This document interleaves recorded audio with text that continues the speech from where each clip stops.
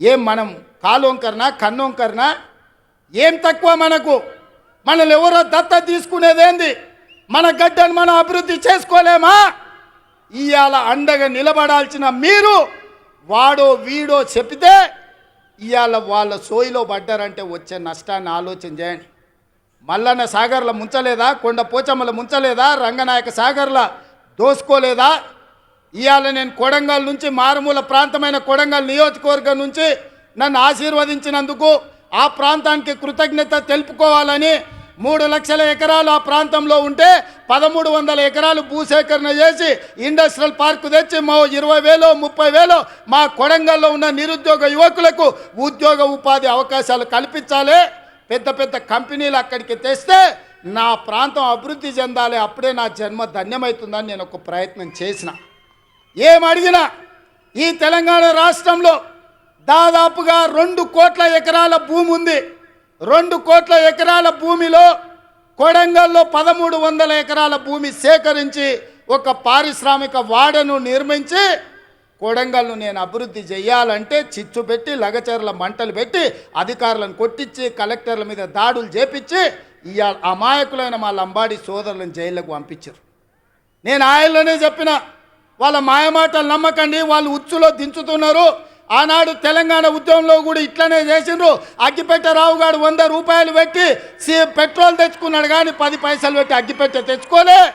ఈ అగ్గిపెట్టె రావుని నమ్మకుర్రా నాయన అని చెప్పిన. ఆయన మా పిల్లలు ఆవేశపడి నమ్మిపోతే ఇవాళ కేసులు అయినాయి. ముఖ్యమంత్రిగా ఉన్న ఇవాళ నా దగ్గరకు వస్తారు, సార్ నువ్వే ముఖ్యమంత్రి కేసులు తీయని. నేను చెప్పదలుచుకున్న మా మిత్రులకు, మా సోదరులకు, ముఖ్యమంత్రిగా ఉన్న నా మీదనే 182 కేసులు ఉన్నాయి. నా కేసులే నేను తీసుకోలేకపోయినా. చట్టం వేరు, ముఖ్యమంత్రి కుర్చీ వేరు.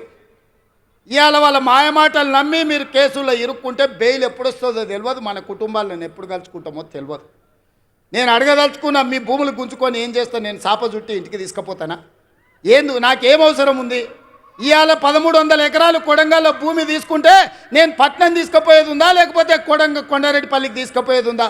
ఆ రుణం తీర్చుకోవాలని ఆ కొడంగల్ నియోజకవర్గంలో 20-25 వేల మంది నిరుద్యోగ యువకులకు, ముఖ్యంగా ఆడబిడ్డలకు ఉద్యోగాలు కల్పించి ఉపాధి నెరవేర్చి పరిశ్రమలు స్థాపించి అభివృద్ధి చేయాలని నేను ప్రయత్నం చేస్తే 1300 ఎకరాలు కూడా భూసేకరణ జరగకుండా అధికారుల మీద దాడులు చేసి ఈరోజు అమాయకులను కేసులలో ఇరికిచ్చారు.